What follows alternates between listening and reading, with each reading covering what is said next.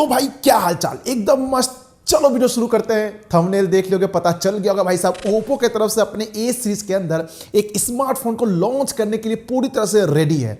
नाम रखा गया है ओप्पो A98 और ये जल्द ही हमें इंडिया में देखने को मिलने वाला है। सारे डिटेल सामने आ चुके हैं, दिखने में कैसा है, क्या माल मसाला है और कितने तक का इंडिया में देखने को मिलने वाला है, वो सब मैं आगे बात करने वाला हूं। लेकिन बता दूं, ये इंडिया में इसी महीने के लास्ट यानी कि अंतिम तक देखने को मिल सकता है, या हो सकता है ज़्यादा से ज़्यादा जून के फर्स्ट वीक तक देखने को मिल सकती है।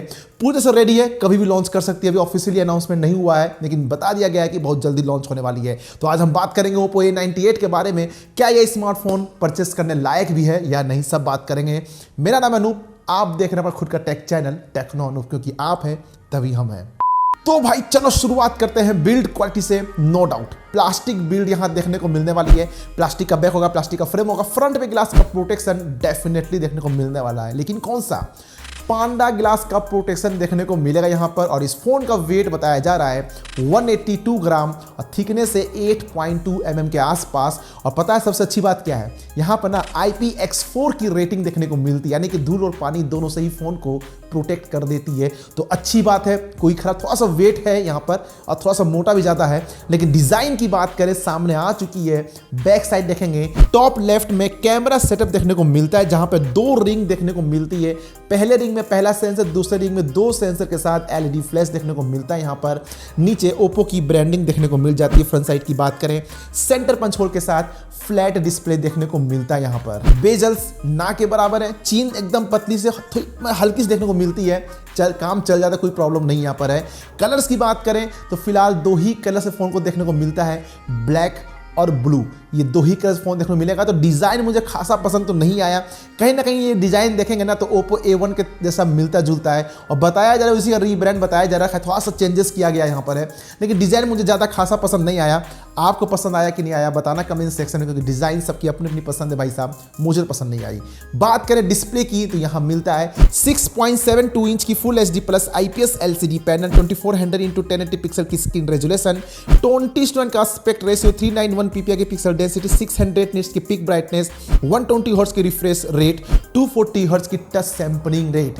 तो डिस्प्ले क्वालिटी देखा जाए ठीक ठाक है, लेकिन जिस प्राइस पॉइंट पे लॉन्च कर रही है ना वो जस्टिफाई नहीं करती। यहाँ पर एमुलेट पैनल देना चाहिए था 10 बिट वाला, जो नहीं है।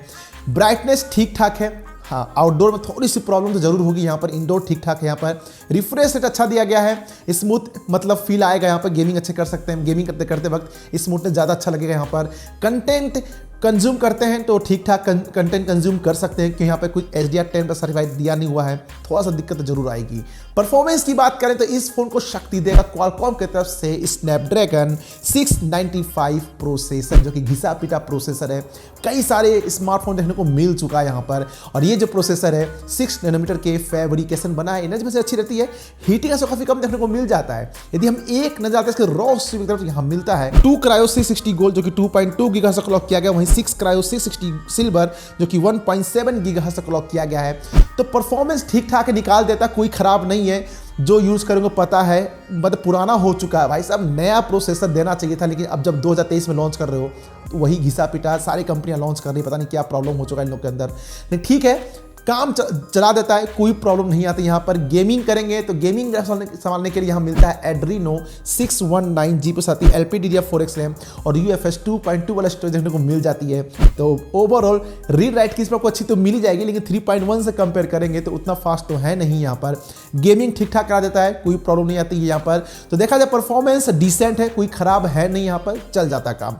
कैमरास की बात करें तो यहां मिलता है ट्रिपल कैमरा का सेटअप। पहला है 64 मेगापिक्सल के मेन सेंसर, जो कि EIS सपोर्ट के साथ आएगा। बाकी के 2 जो है यूजलेस है, 2 मेगापिक्सल के डेप्थ और 2 मेगापिक्सल के मैक्रो सेंसर के साथ आता है। पता नहीं कैमरा ऑफ नंबर दिखाने के लिए ये लोग 2 नंबर दे रहे थे, कोई काम के नहीं होते हैं। काम आपका मेन आएगा 64 मेगापिक्सल का, लेकिन उससे प्रॉब्लम क्या है, केवल 1080 पिक्सल रिकॉर्ड कर सकते हैं 30 FPS पर, 60 का भी ऑप्शन नहीं है। तो जो हमारे फ्रेंड हैं, जो भाई हैं, जो मतलब ब्लॉगिंग करने के लिए लेना चाहते हैं, मतलब भाई साहब कोई मज़ा नहीं आएगा। सेंसर कौन सा यूज़ किया गया, वो भी कोई अपडेट है नहीं। तो ठीक ठाक काम चलाओ निकाल देगा, लेकिन जिस प्राइस पॉइंट पर लॉन्च कर रहा है ना, आप भी चौंक जाएंगे।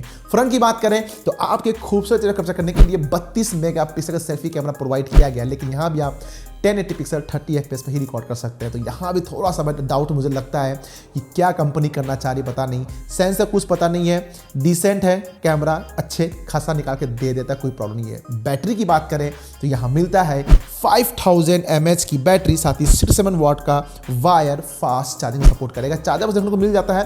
बैटरी बैकअप देखें तो एक दिन का नॉर्मल यूजेस निकाल दो, कोई दिक्कत नहीं आती है। तो बैटरी मॉडल ठीक है यहाँ पर है। सिक्योरिटी सेंसर प्राइवेसी की बात की जाए तो साइड माउंटेड फिंगरप्रिंट सेंसर देखने को मिलता है, फेस अनलॉक ऑप्शन डेफिनेटली मिलेगा। सेंसर में सारे सेंसर मिलेंगे, एक्सेलेरोमीटर, जायरोस्कोप, प्रॉक्सिमिटी, फाना, चटर-पुटर सारे सेंसर मिलेंगे। सेंसर कोई कमी नहीं की गई है। यूएसबी टाइप सी पोर्ट मिल जाता है। यहाँ पर सिंगल स्पीकर देखने को मिलेगा, 3.5 mm ऑडियो जैक देखने को मिल जाएगा, बताया जाए। लेकिन कार्ड स्लॉट देखने को शायद ही मिले, यहाँ पर कोई अपडेट यहाँ है नहीं, तो शायद ही हो सकता है देखने को मिले। सॉफ्टवेयर की बात करें तो यहाँ मिलेगा नया नवेला एंड्रॉइड 13 के ऊपर आउट ऑफ द बॉक्स, साथ ही कलर OS 13 देखने को मिलता है। तो ब्रॉडबैंड तो होंगे, जाहिर सी बात है भाई साहब, उसको हटा सकते हैं। सॉफ्टवेयर एक्सपीरियंस डिसेंट रहेगा। वेरिएंट्स की बात करें तो सिर्फ एक वेरिएंट्स में ही लॉन्च होगा, 8+256। लेकिन अच्छी बात यह है कि 8 GB का वर्चुअल रैम का भी सपोर्ट मिलता है। तो भैया स्लो तो नहीं होगा, अच्छा है, काम चला देता है।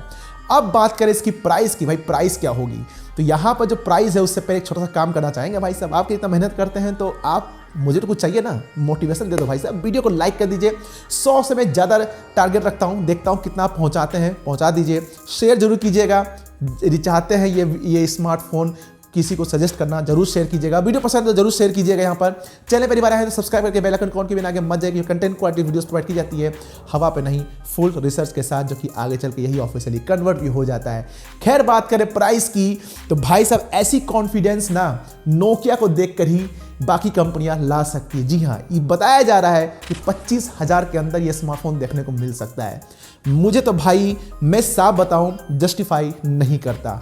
25,000 में ये फ़ोन जस्टिफाई करता ही नहीं है मेरे हिसाब से। बाकी आप बताइए कि आपके हिसाब से जब ये लॉन्च होगा इंडिया में तो किस प्राइस पॉइंट में देखना चाहेंगे इस स्मार्टफोन को, और क्या आप Oppo A98 को परचेस करना चाहेंगे, हाँ या ना, जरूर बताइए। मेरा ओपिनियन ये रहेगा कि भाई साहब मत करना परचेस।